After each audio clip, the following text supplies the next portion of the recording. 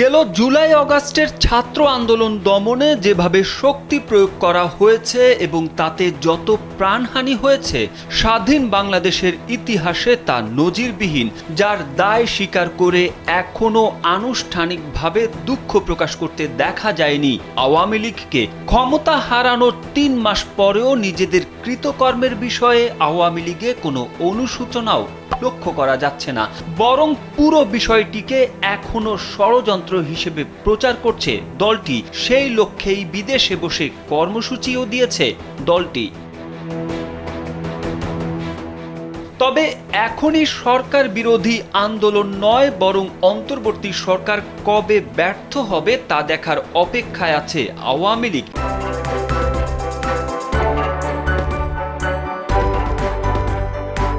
তারা মনে করছে দ্রব্যমূল্য, আইন শৃঙ্খলা নিয়ন্ত্রণ সহ বিভিন্ন ইস্যুতে সাধারণ মানুষের মধ্যে যে হতাশা ও অসন্তোষ আগে থেকেই বিরাজ করছে, সামনে তা আরও বাড়বে।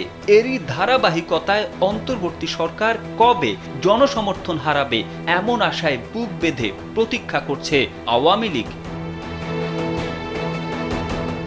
আপাতত দলকে সংগঠিত করা আওয়ামী লীগের মূল লক্ষ্য। সেই লক্ষ্যে 10 নভেম্বর রাজধানীর 0 পয়েন্টে নূর হোসেন দিবস পালনের ডাক দিয়েছিল আওয়ামী লীগ। যদিও এদিন দলীয় নেতাকর্মী সমর্থক কাউকেই সেভাবে মাঠে নামতে দেখা যায়নি। এরপরও অল্প যে কয়েকজন সেখানে গিয়েছিল তারা হামলা ও মারধরের শিকার হয়েছে। ধারণা করা হচ্ছে সাম্প্রতিক এই কর্মসূচির মাধ্যমে দলকে সংগঠিত করার পাশাপাশি অন্তর্বর্তী সরকার, সাধারণ মানুষ ও রাজনৈতিক দল কি প্রতিক্রিয়া দেখায় তা বুঝতে চেয়েছে আওয়ামী লীগ।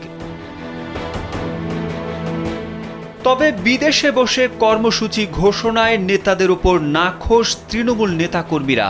কারণ গণঅভ্যুত্থানের পর হামলার ভয়ে দেশের বেশিরভাগ এলাকায় দলটির নেতাকর্মীরা গা ঢাকা দিয়েছিলেন। কিন্তু গেল ৩ মাসে পরিস্থিতি অনেকটাই শান্ত হয়ে আসায় তাদের কেউ কেউ নিজ এলাকায় ফিরতে শুরু করেছিলেন। অথচ 10 নভেম্বর আওয়ামী লীগের পক্ষ থেকে আনুষ্ঠানিক কর্মসূচি ঘোষণার পর আবারও ঘর ছাড়তে হয়েছে তাদের।